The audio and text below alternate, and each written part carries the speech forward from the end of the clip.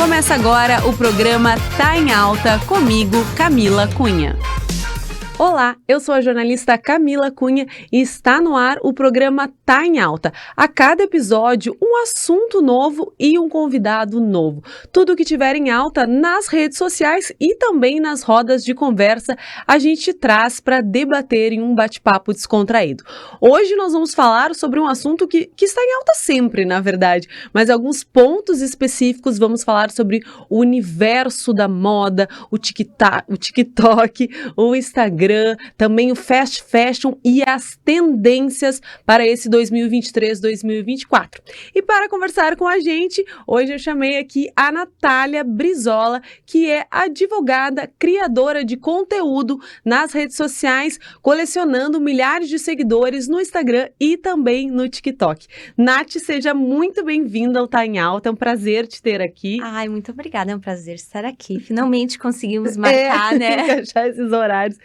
Nath, para a gente começar entendendo, eu te apresentei como uma advogada, mas te trouxe aqui para falarmos sobre moda. Então, para que a gente entenda esse processo, da onde que vem a tua ligação com a moda, do direito, existe uma transição de carreira aí? Nos conta um pouquinho. Eu era advogada, eu me formei em Direito, tenho OAB, mas faz uns 3, 4 anos que eu fiz essa transição de carreira para moda e hoje eu não advogo mais, na verdade eu não faço nada relacionado ao direito.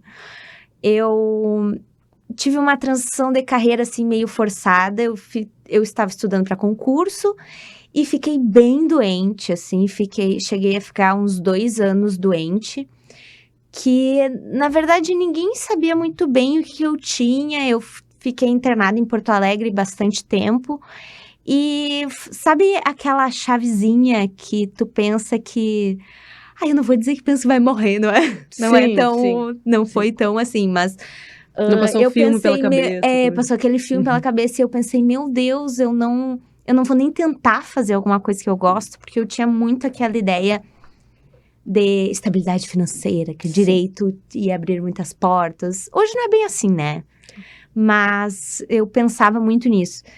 E daí, quando tudo isso aconteceu, eu pensei, quer saber, eu vou tirar 1 ano e vou tentar. Se não der, eu volto e é isso aí. Uhum. Daí, de primeira, eu me inscrevi em todos os cursos de moda possíveis, assim, e impossíveis. Eu me inscrevi para fora do Brasil, eu me inscrevi em faculdades de tudo. E em junho de 2019, eu recebi um e-mail da Faculdade do Estado de Nova York, que estava aberta uma vaga e que eu tinha sido aceita para fazer o curso de Fashion Business lá. Foi aquela correria, mas eu fiz, foi a coisa mais incrível, assim, que eu já fiz na minha vida. Sim. Foi realmente muito legal, uma experiência surreal. E eu voltei de lá sabendo que era isso que eu queria fazer da minha vida. Eu queria... Se encontrou ali. Eu me encontrei. Foi daí que eu comecei a estudar e trabalhar com moda. Eu trabalhei numa alfaiataria masculina em Porto Alegre por um tempo. Daí veio a pandemia. Uhum. E comecei a criar conteúdo para as redes sociais. Uma coisa bem didática de moda, assim, e acho que o pessoal gostou. Porque quando a gente fala em criar conteúdo de moda na internet, o que tu faz, ele é diferente, eu acho. Porque, por exemplo, assim, o que nós vemos hoje, até inclusive falando da minha própria pessoa, são pessoas que mostram o seu gosto pessoal. Olha, esse é meu look do dia, as lojas têm isso e isso. Tu fala algo mais do estudo, da pesquisa, do que existe por trás dessas roupas até chegarem nas lojas, né? Sim. E esse que eu acho o diferencial. E que poderia também cair numa vala de ser algo difícil, de difícil compreensão. E tu fala de uma maneira que parece tão simples. É? Ai, que bom! E tem uma pegada do humor, né? Que eu acho que também ajuda a deixar um conteúdo mais popular. Eu adoro humor. Eu acho que se eu tivesse que escolher outra coisa para fazer na internet, eu ia adorar entrar nesse caminho. Mas, na verdade, desde eu entrei, assim, nesse mundo da moda, direto em contato com o mercado de luxo. Sim. Que para mim era uma coisa muito inatingível, assim. E eu queria entender, apesar de eu não ter acesso àquelas coisas, eu achava tão interessante, e eu acho que existe muito isso também na internet, das pessoas seguirem, por exemplo, blogueiras de viagem, e tu Sim, sonhar com sim. aquilo de... E eu achava que o mercado de luxo era isso também, sabe? Algo distante, mas que a gente queria conhecer, que as pessoas queriam Entender também, né? entender. Então, foi aí que eu comecei a compartilhar. E tive um feedback bem legal, assim. Nath, desculpa voltar um pouquinho no assunto, mas quando tu falou, e tu já me disse que podemos falar sobre, Aham. quando tu me comentou que essa virada de chave veio quando tu estava doente, ficou Uhum. um bom período doente, esteve internada, o que aconteceu? Assim, eu, na verdade, por muito tempo não sabia, ninguém sabia o que eu tinha. Eu tinha febre, eu desmaiava, eu não tinha força mais, eu cheguei a um ponto que, assim, eu fiquei praticamente de cama, sabe? E daí, depois de uns 2 anos que eu cheguei aí para São Paulo para procurar médicos, eu descobri que eu tava com uma inflamação nas próteses de silicone. Eu, na verdade, assim, não existe um exame hoje que Eu ia diga te perguntar, exatamente... existe essa certeza? Não existe. Tanto que tem muita gente que não acredita que possa ser isso, sabe? Ainda tem médicos hoje que, se eu for e falar, olha, eu tive esse problema com prótese de silicone, vão dizer que não, que isso é coisa da internet, que é moda. Mas eu já tava tão mal que eu fui e tirei, eu não pensei 2 vezes. Eu pensei, Tu já tinha esgotado as tuas eu possibilidades? já tinha esgotado, eu já tinha feito todos os exames possíveis, exames que foram para os Estados Unidos, genético, de tudo, assim. Olha, os meus pais, meu Deus, eles Imagino realmente que fizeram o que eles angústia e podiam que... e não... E querendo ou não conseguia trabalhar, né? Eu não conseguia fazer nada, então eu não tinha uma renda ali para custear tudo, todos esses médicos, todos esses tratamentos, internação.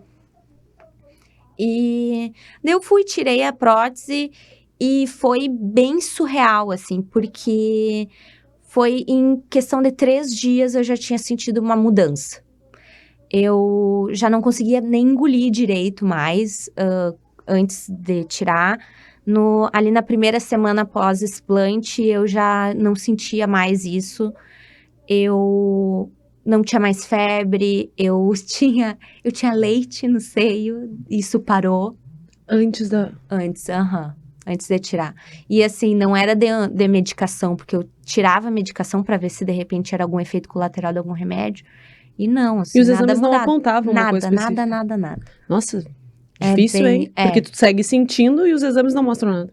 Ai, isso é muito frustrante, assim. Não, até um certo alívio, né? De não descobrir uma coisa muito séria, mas também, por que eu tô assim? Mas sabe que chega um ponto que tu faz exames que, pior que seja, tu só quer um diagnóstico. Porque daí tu vai saber que caminho tomar, como, pelo menos, remediar aquilo, sabe? Tem uma explicação. Eu não tinha, e daí eu acabava que as pessoas duvidavam do que eu sentia. Eu, às vezes, duvidava do que eu sentia, por mais que eu estivesse indo em psiquiatra, Vou psicólogo. dizer, que é psicológico. E assim, eu sentia muita dor. E algumas coisas ficaram, eu não vou dizer, meu Deus, curei. Eu tirei a prótese de silicone e melhorei 100%. Eu desenvolvi dor crônica com isso. E a dor crônica, infelizmente, tu tira o gatilho dela, ela continua. Tu tem que ir cuidando e tentando diminuir com o tempo. Agora faz, acho que 2 anos que eu... 2021 eu tirei 2 anos. E, nossa, eu sou outra pessoa, eu consigo viver, eu tenho... Eu não via mais meus amigos, eu não encontrava nem a família, assim, eu não conseguia fazer nada. Agora já E, Nath, tenho minha vida de volta. Obviamente que a tua questão não foi por estética, porque a gente escuta também essa conversa hoje do explante das mulheres quererem tirar, porque hoje não está mais tão em alta o seio tão grande como antes era, as pessoas colocavam próteses bem maiores, enfim, toda essa tua questão não é essa, e também se fosse, é uma escolha da pessoa, não tô questionando isso, mas tô te dizendo, e o teu psicológico pra passar por essa cirurgia, tem uma coisa do feminino, como tu te sentiu, isso te abalou em algum momento, se ver sem a prótese, já estava acostumada ao corpo daquele jeito, mesmo aquilo mudando a tua vida, tu chegou a enfrentar essa parte? Sim, assim, de início isso não era algo que me preocupava, porque como eu tava tão ruim, me Claro. senti tão mal quando eu passei a me sentir bem, e foi um grande alívio, né? Mas com o passar do tempo, começou a me incomodar, porque quando tu tira a prótese, não dá pra colocar outra no lugar, e eu tinha prótese desde os meus 18 anos. Sim. Então, foram, 11 anos com prótese de silicone, 11, 12. E é realmente um choque, assim, quando tu vê sem. E eu não tinha nada desse. Tu não pode fazer enxerto? Eu não pude na época porque eu tava muito magra. Se não tinha onde tirar a Eu não gordura. tinha de onde tirar a gordura. Hoje eu acho que eu poderia, assim. Algumas pessoas fazem, né? Fazem. Tira aham. do abdômen, coloca um pouquinho. Mas, no momento, assim, eu acho que ainda Sim. eu tô muito receosa com tudo, sabe? Sim, claro. Então, mas pro psicológico não é. As pessoas acham que isso é moda, mas, gente, que moda seria uma moda ruim. Não, Uma moda e tu passa difícil. por uma cirurgia grande, né? Tem esse detalhe. Deve ser muito mais delicada do que colocar o silicone. Muito mais. Foram 4 horas de cirurgia. Uhum. Eu tava com inflamação espalhada por costelas e pulmão, então eu tive que fazer raspagem, eu não sei, passa um antibiótico, passa um monte de coisa. Eu fiquei com dreno, realmente foi. Botar silicone é tranquilíssimo. Sim. Agora, tirar, não. Pensem bem. Eu vou trazer uma médica aqui outro dia pra gente conversar, que eu acho que esse assunto, ele vale a pena ser debatido. É verdade. Nath, não tenho como não te perguntar sobre as tendências, né? Eu amo. Visto que tu fala muito sobre elas, e também são tantas.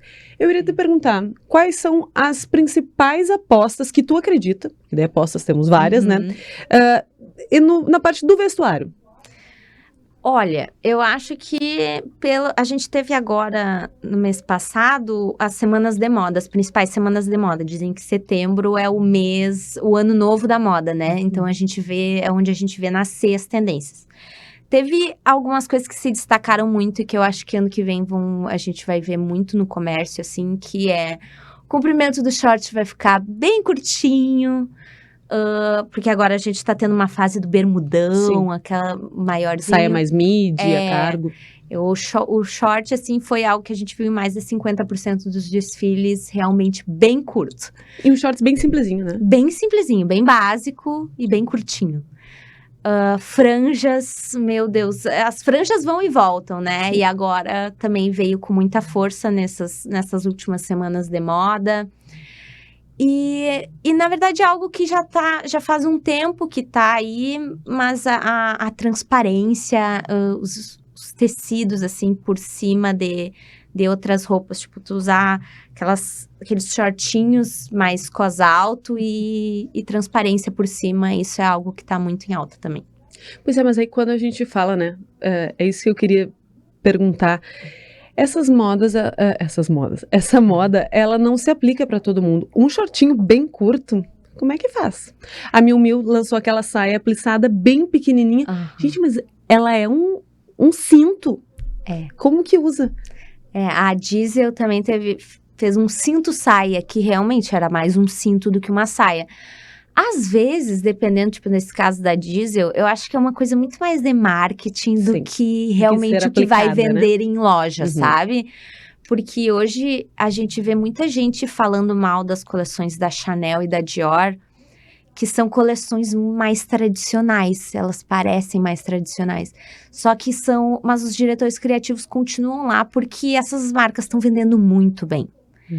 Então, não necessariamente esse shortinho vai ser o que vai ser mais vendido em loja. Talvez seja algo que viralize mais nas redes sociais. E hoje isso é algo muito importante para as marcas, né? Tem esse contraponto também, né? Tem gente que diz, esses dias viralizou uns desfiles que as modelos andavam meio se atirando e umas roupas muito diferentes. Sim. E aí as pessoas disseram assim, a moda às vezes virou algo para chocar. E não algo que vai ser de fato usado, né? Só que isso pode dar muito errado também, né? É igual o caso da Balenciaga, Sim. que, na verdade, o diretor criativo da Balenciaga, o Demna, ele fazia muito isso, ele sempre chocava com os desfiles. Era desfile na lama, era desfile carregando saco de lixo como bolsa, E até que chegou o momento que ele se envolveu em toda a polêmica, que a marca foi cancelada, caiu não sei quantas posições no ranking das marcas mais bombadas, assim, do momento. E tá tendo um pouco de dificuldade de se recuperar, assim. Então, tem que ter muito cuidado. Eu não queria estar na pele deles. Exato. E aí, quando tu falou dos shorts, né, que ele tem um shape bem clássico, né? Pretinho ali, curtinho. Eu quero te perguntar se existe um movimento, eu tava lendo sobre isso, de agora a gente ter uma moda mais básica, os tons bem neutros e peças coringas, assim, uma tendência da camiseta, da regata, da calça reta, é uma possibilidade? Tu acha que é uma aposta? Eu acho, na verdade é o que tá acontecendo bastante. A gente viu as grandes casas de moda trocando os diretores criativos que tinham uma pegada mais maximalista para outros que são mais minimalistas. Então, tá acontecendo bastante isso. A Saint Laurent fez um desfile muito básico. A gente viu a regata da Prada, como tu falou, algo que, nossa, todo mundo tá usando regata. E é engraçado que quando eu posto sobre isso nas redes sociais, tipo, a regata está em alta. As pessoas falam, mas quando que teve embaixo? É uma regata. Sim. Mas é que existem, assim, não é que as pessoas deixaram de usar, mas as peças, elas ficam... As pessoas usam mais em certos momentos. A gente tem, por exemplo, a calça skinny. A calça skinny nunca as pessoas deixaram de usar. Mas há uns 2 anos atrás, a gente só via na loja as calças mais largas. A geração Z queria mais bolsos e Deus o livre, uma calça skinny. Mas ninguém deixou de usar também. Sim. Não sei, Mas quando a gente fala das gerações, né, a gente fala, não tem como a gente escapar desse assunto, que é um assunto polêmico, sobre a Shein ou Shein, né? Usar ou não usar. Primeiro eu vou te perguntar pessoalmente se tu consome e o que tu acha, a gente pode levantar os pontos das polêmicas envolvidas na Shein. Tu, Natália, consome, o que tu acha desse mercado? Eu não, mas eu sei que eu estou num lugar de privilégio, tá? Porque a Shein, o grande debate que tem é que as pessoas falam assim, é a única maneira das pessoas que têm menos condições de acessar tendências. E também eu vejo que hoje a Shein é uma das únicas que tem uma grade de tamanhos bem extensa. Então, para pessoas que usam plus size, às vezes é a única opção de também ter acesso às tendências. E por que essas pessoas não poderiam ter, entendeu? Então, assim, eu não sou contra as pessoas usarem Shein. Eu, pessoalmente, pude escolher não usar. Por tudo que eu já li, por tudo que eu já pesquisei e entendi que acontece na Shein como fast fashion. É a única que faz isso? Não, mas é a pior. Sim. Porque daí, fazendo um comparativo com a Zara, eu vi tu fazendo esse contraponto. A Zara também. Primeiro, vamos especificar para quem está nos assistindo, nos ouvindo, o que é o fast fashion. Fast fashion são essas empresas gigantescas que produzem em grande escala várias tendências, muitas roupas e vendem em quase todo mundo, né? A Shein hoje, ela é muito maior que todas as outras fast fashion Ela já virou um ultra fast fashion, eu vi esse termo também. Exato. Eles têm um problema, para vocês terem ideia, enquanto a Shein produz 2.000 peças por dia, a Zara produz 2.000 peças por mês. Não é produz peças por dia, desculpa, é de inserir no seu catálogo, por exemplo. Sim, entram na loja. Né? Isso. Então, se for pensar, é muita coisa. E tudo isso vira lixo têxtil e também tem todo o problema de produzir tudo isso. Porque a Shein, ela terceiriza fábricas. Muitas fazem isso, mas a Shein faz muito mais, porque ela terceiriza pequenas fábricas.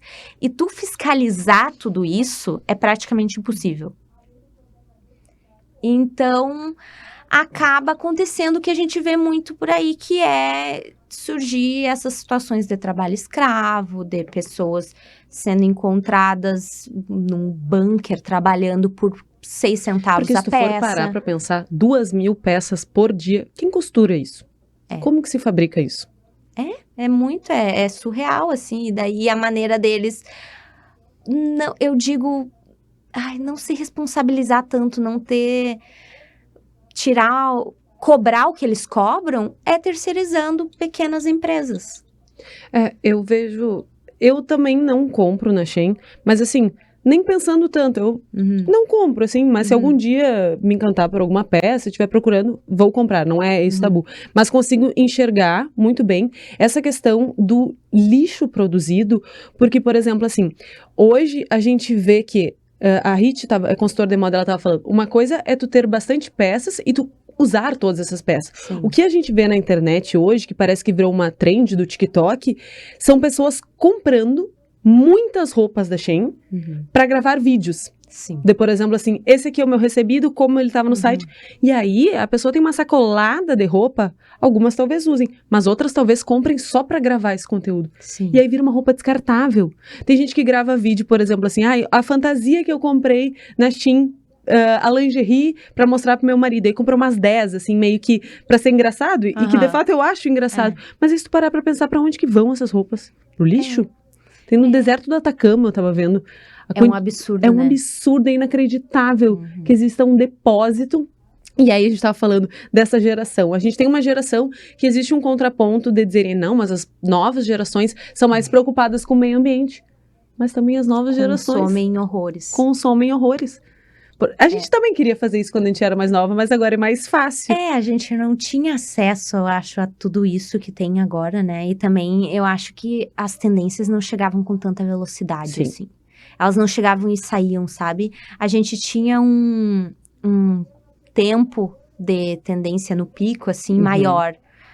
Agora não, meu Deus, é questão de um mês, um estilo entrou e saiu. E isso porque as fast fashion são tão rápidas em produzir e disponibilizar para o público, né? Não, e de propagar também. Às vezes tem peças que eu nem cheguei a comprar, eu nem vi nas lojas, mas eu já enjoei. De tanto que eu vi na internet. E é muito louco porque isso começou a acontecer até com o mercado de luxo. A gente vê óculos muito... Tem um óculos da Loewe que ele é todo infladinho, assim. E, meu Deus, quando eu saiu aquele óculos, eu comecei a ver todas as influenciadoras usando. Meu Deus, eu achei o máximo. Em questão de 3 meses, eu já não aguentava mais. Meu Deus, eu não consigo ver aquele óculos. Parece que as coisas ficam... Elas são tão exageradas que elas saturam. Elas saturam, tudo tá saturando muito rápido. Mas aí... Talvez por isso a gente esteja voltando um pouco para esse minimalismo que a gente falou antes, sabe? Porque eu também fico pensando assim, o quanto é tentador. Por exemplo, os jovens, tá? Eu não faço parte desse grupo que vai na balada no final de semana. Mas na nossa época a gente já queria ter um vestido novo pra ir na balada. E não era tão simples assim, porque as peças eram mais caras e a gente não tinha toda essa oferta de, por exemplo, hoje com R$50 tu compra um vestido bem bonito na Shein. Que talvez tu use uma vez e não use mais. E aí a tentação de todo final de semana tu ter uma roupa nova. Eu tenho a impressão que essa geração, na nossa época, tinha um pouco mais de apego por, roupa de tal marca. Agora não. Eu não tô dizendo que seja bom ou ruim, mas tu percebe que as pessoas agora, elas só querem usar o que está sendo usado e a qualidade não importa mais tanto? Eu acho que também criou isso, essa vontade criou um outro mercado, que é o mercado dos dupes, que é cópias, né? Praticamente cópias. São as outras marcas fazendo versões baratas de algo que tá em alta ou que...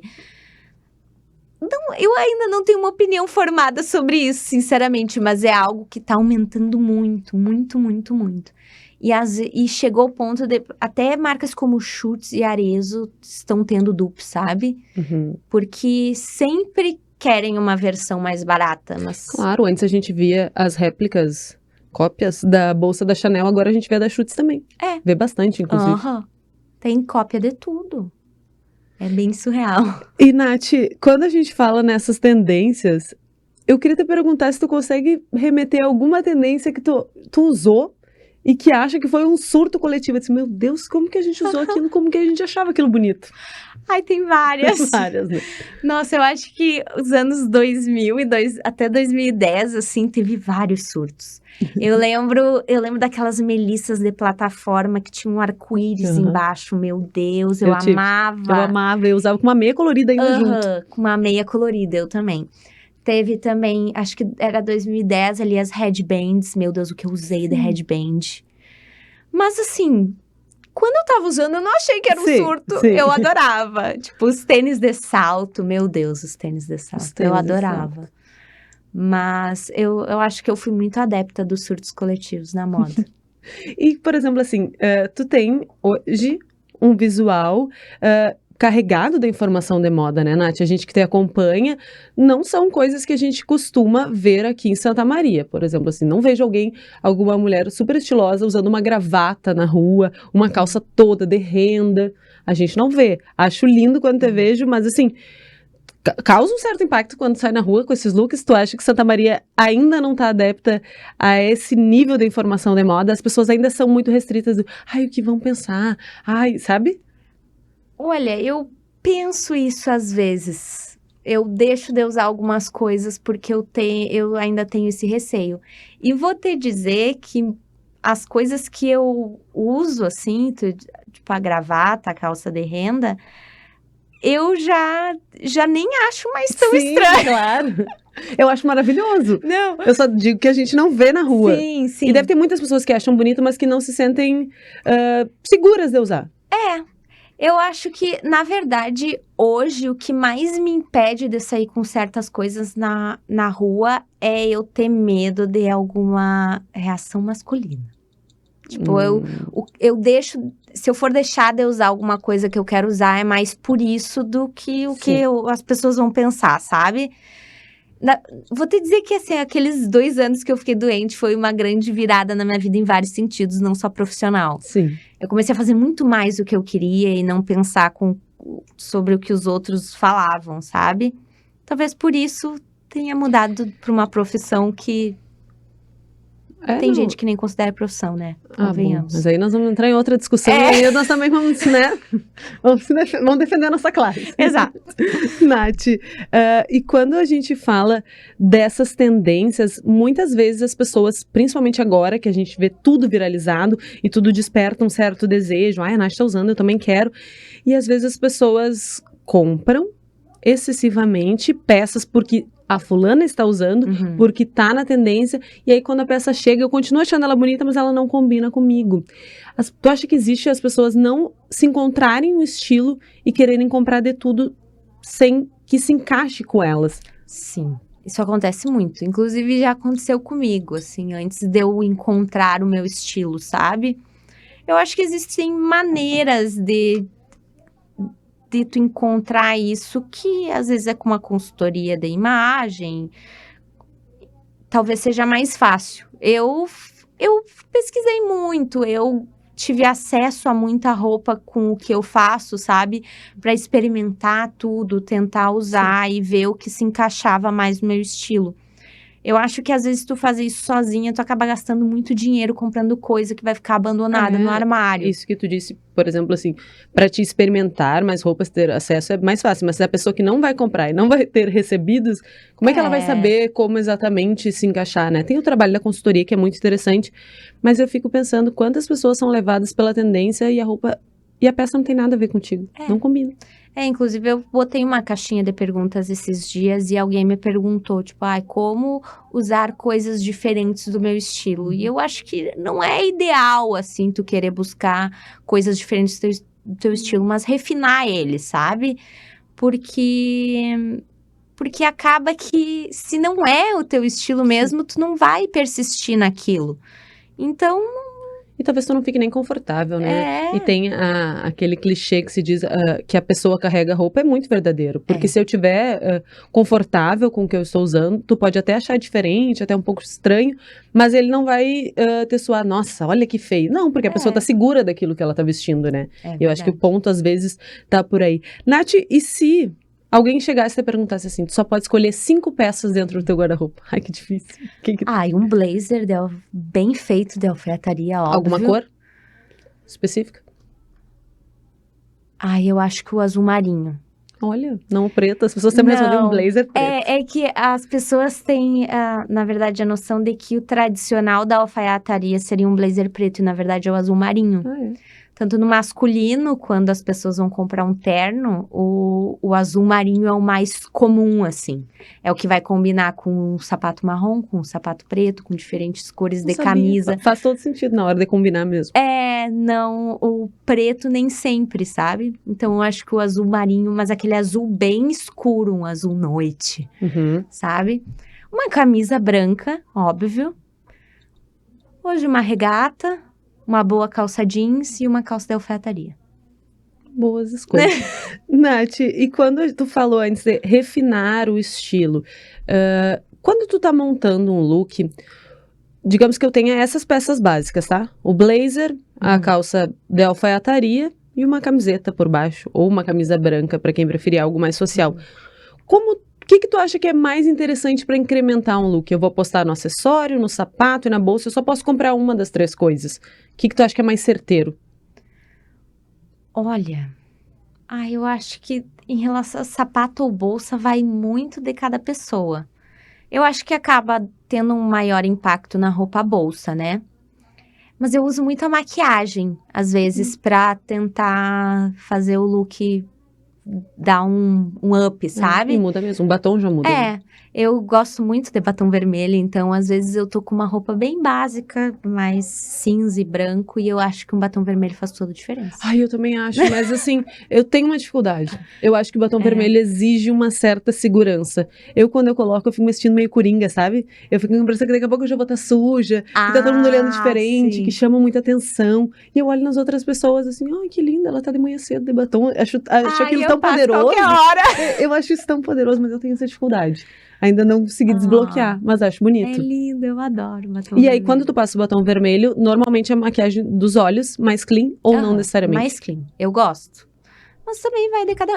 É porque eu uso um batom vermelho no dia a dia, então eu acho que não quer dizer que na festa tu não faria um olho mais mesmo com batom. Na festa eu faria, mas no dia a dia, assim, daí às vezes eu nem uso nada no olho, assim. Nada. E só um batomzão vermelho. Acho que fica lindo. Não é pra todo mundo. Eu acho que vai ficar bem. Não sei. Nath, e quando a gente fala dessa questão falamos sobre as tendências e uma das tendências, que eu já acho que nem é uma tendência, é uma peça já consolidada, que é o cropped, né? São as blusinhas mais curtas. E aí eu vou te perguntar a frase que eu li e que fiquei meio impactada. Chegou o fim da era cropped. É fato, tu acha? Eu acho que não. Difícil, né? Eu acho bem difícil. Eu acho que tem roupas que pedem um cropped, entendeu? Isso não quer dizer que a pessoa vai ficar com a barriga de fora. Sim. É que agora a gente viu que as blusas estão vindo mais compridas. Talvez pelo cos baixo, que também voltou.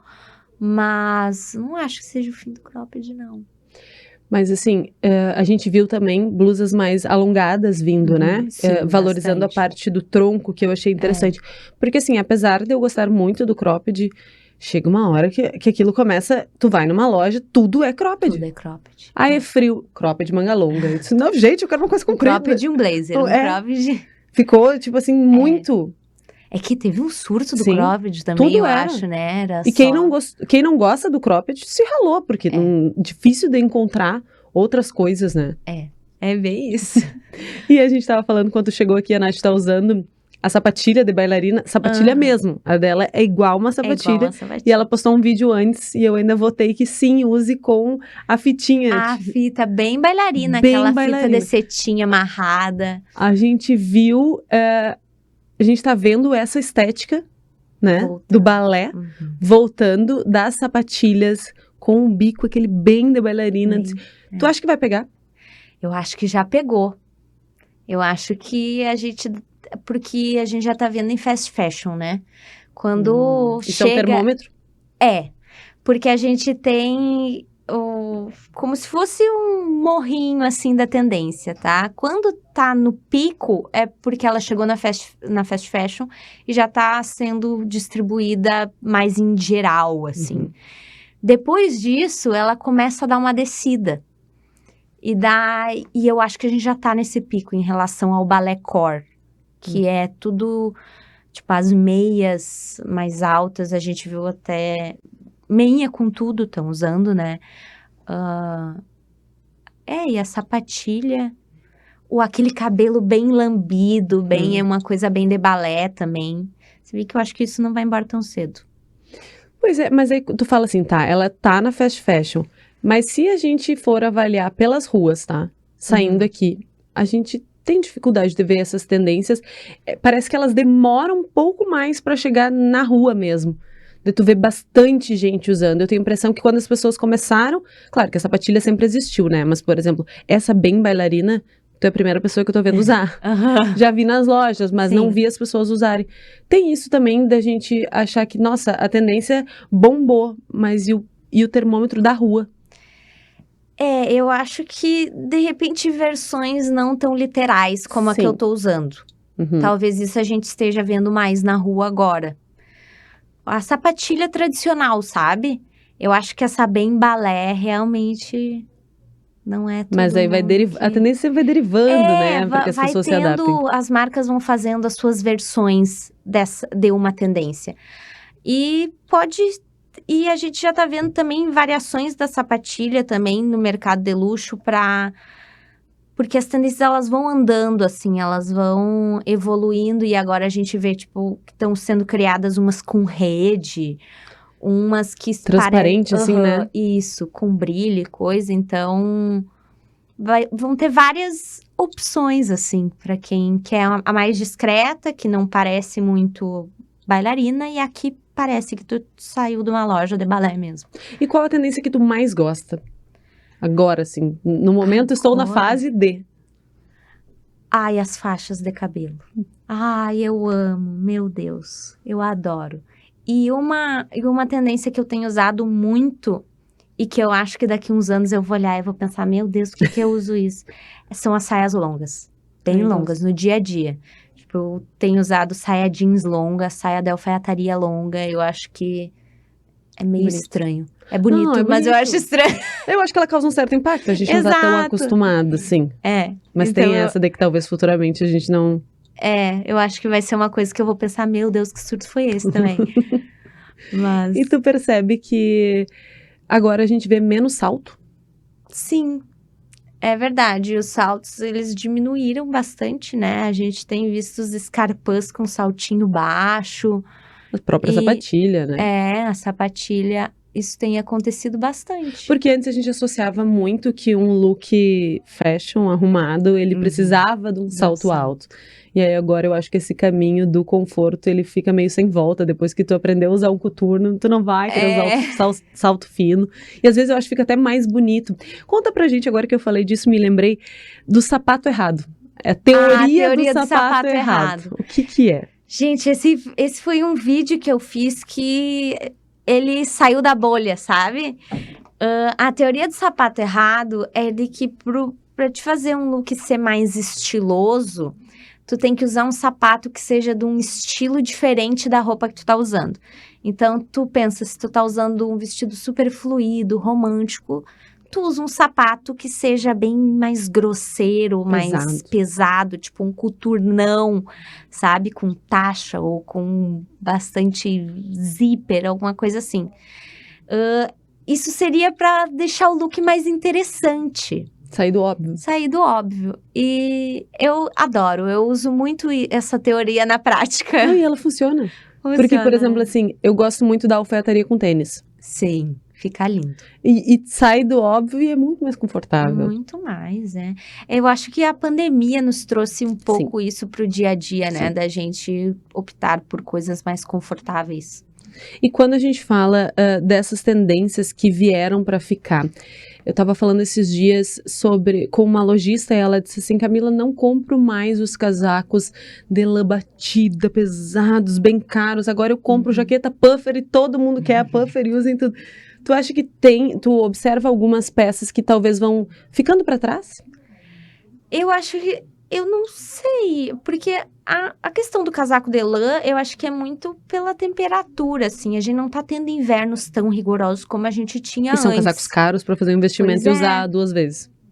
Exato. Então, eu acho que o casaco de lã seria mais em relação a isso. Outras coisas, eu não Você tá falando da calça pensar. skinny, né? Que as pessoas tinham aquele da medo que ela calça vai skinny. acabar. Eu particularmente não gosto tanto dela, mas faz muita falta às vezes no inverno, quando tu quer botar uma bota por cima e a gente tem as calças tudo Exato, às largo vezes e já ela é não dá certo. necessária.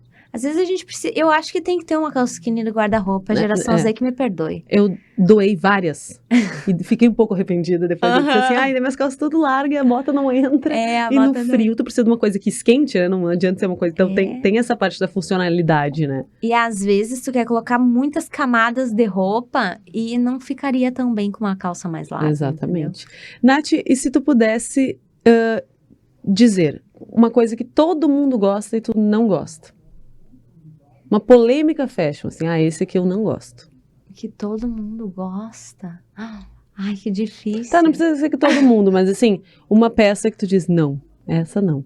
Não vai dar certo de jeito nenhum. Tem uma coisa que eu não consigo, que é o blazer de neoprene. Eu também. Eu não consigo. E isso foi uma coisa que eu tive que educar minha mãe. Porque ela adorava. Meu Deus, eu acho que o blazer de neoprene não é blazer. Ele é um casaquinho, não é um blazer. Não é questão de ser feio ou não, mas é porque ele não tem a estrutura do blazer, né? Ele não tem estrutura nenhum. É que também, assim, eu trabalhei com alfaiataria. Acaba que a exigência fica um pouco maior. Claro. Mas, gente, uma ombreira, a diferença que faz uma ombreira num blazer, entendeu? Mas não é todo mundo neoprene, não dá. Não, ele veste como se fosse um casaquinho. Outra coisa que tu não gosta? Que eu não gosto. Uma coisa que todo mundo usa, mas eu acho que é muito porque em mim fica feio. É aquela rasteirinha que tem só um fiozinho, assim. Sim, no meio do dedo. No meio do dedo, aquela que é quase sem sapatilha, sem nada. Sim, o pé solto ali. É o pé solto. Meu Deus, em mim fica horroroso. E eu vejo muita gente usando e eu acho bonito, assim, em algumas pessoas, mas em mim não dá. Eu acho que a pessoa tem que gostar do pé. Tem que gostar do pé. No meu caso, realmente não deu certo esse ponto, fica horrível. E o que tu acha que, por exemplo, assim, as pessoas dizem, essa é a tendência, mas a tendência não favorece todos os biotipos. Por exemplo, quando dizem assim, se tu me disse se isso é mito ou não, essa é a midi para as pessoas mais altas, combina mais, o preto emagrece, sabe? Esses mitos. Tu acha que existe uma cartilha sobre isso ou que não? Que as pessoas arrisquem e usem? Não, eu acho que as pessoas têm que tentar usar o que elas gostam e é isso aí. A questão desses mitos é que eu acho que eles se aplicam a grande parte do público consumidor. Então, tu fala, porque, por exemplo, a Pantacur não fica bem em pessoas pequenas.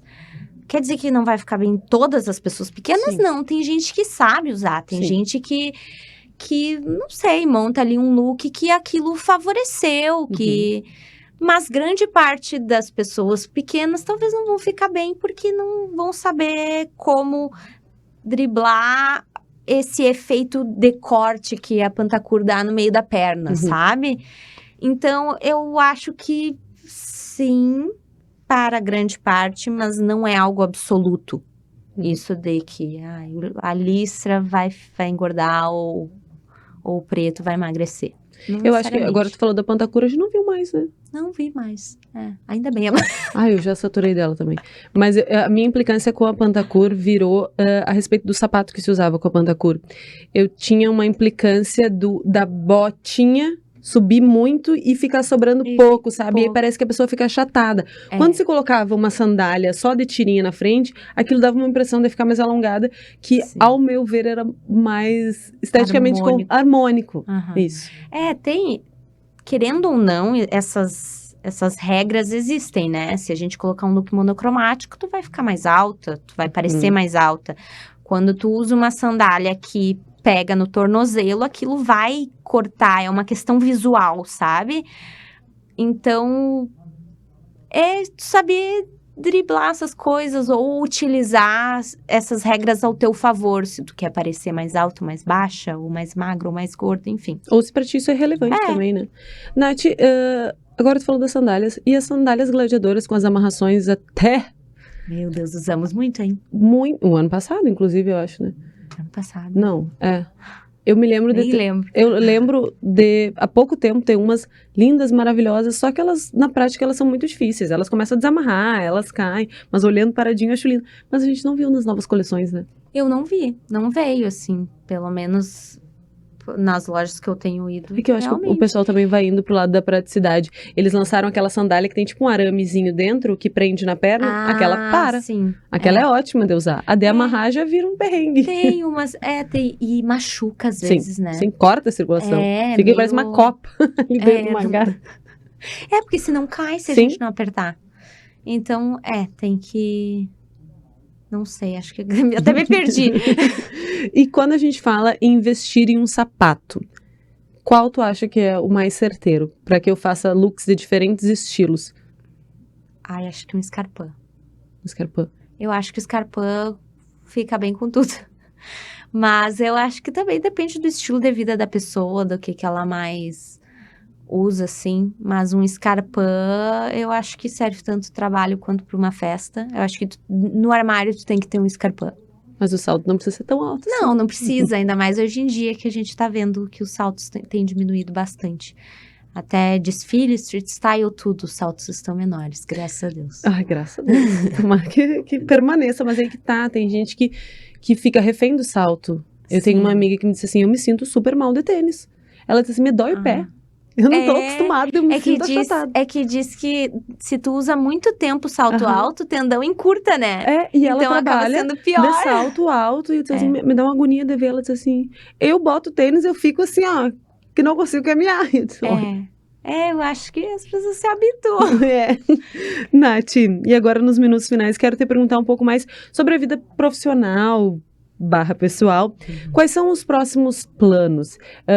Tu tem um investimento maior no Instagram, no TikTok? Como que tu percebe esse teu crescimento e quais são os próximos passos? Eu tô agora nos meses bem de decisões difíceis. Eu gosto de morar aqui em Santa Maria, eu gosto muito de morar aqui, mas eu sinto que o mercado para o que eu faço tá em São Paulo.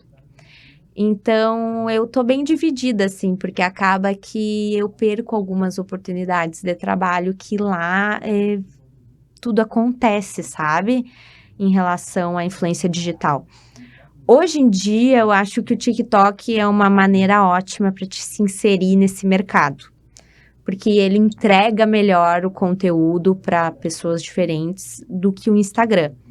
Então, eu até já trabalhei com o TikTok e eles valorizam muito o criador de conteúdo. Isso é muito legal, sabe? Inclusive, agora, mês passado, eu fui numa viagem, tipo, pelo TikTok, Rock sabe? Hill, não era? Muito massa. No quê? Não foi no Rock in Rio? Não, foi o... Qual é o nome? Era do evento, até esqueci, gente. Eu achei que era Rock in Rio. Não, era o The Town. The Town. Isso, The Town. Que o TikTok, ele chama criadores de conteúdo e, assim, a única coisa que tu tem que fazer é um vídeo pro TikTok. Então, eles realmente valorizam muito mais do que o Instagram. Mas não adianta, porque o dinheiro está no Instagram. Então, tu acaba Mas o TikTok monetiza a visualização. Eu digo em relação a trabalhos, assim, sabe? Tipo, as lojas, as marcas acabam querendo divulgar no Instagram, porque as pessoas compram mais por lá.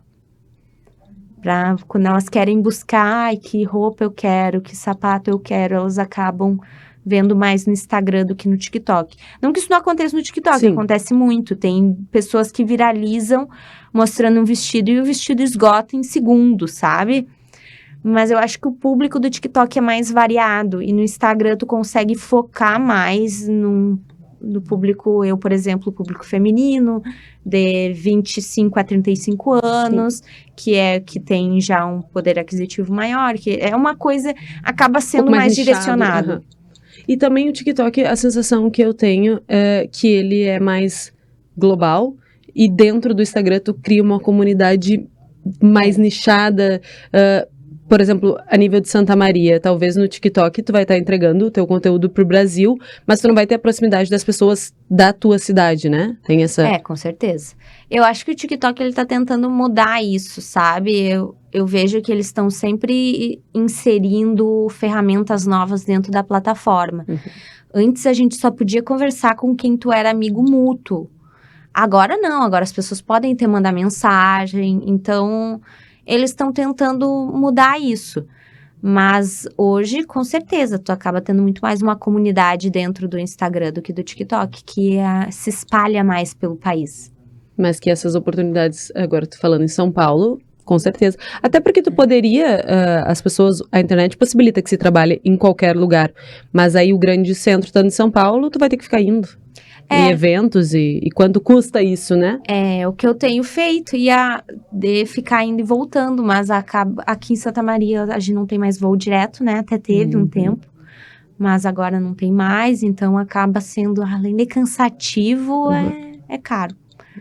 Então, ou tem que estar lá, ou focar 100% aqui. Eu acho que eu tentar os dois agora tá meio confuso. Tu vai ter que decidir. Vou ter que decidir. Isso é um fato, mas a gente vai continuar te acompanhando, porque nas redes sociais a gente pode acompanhar de qualquer lugar.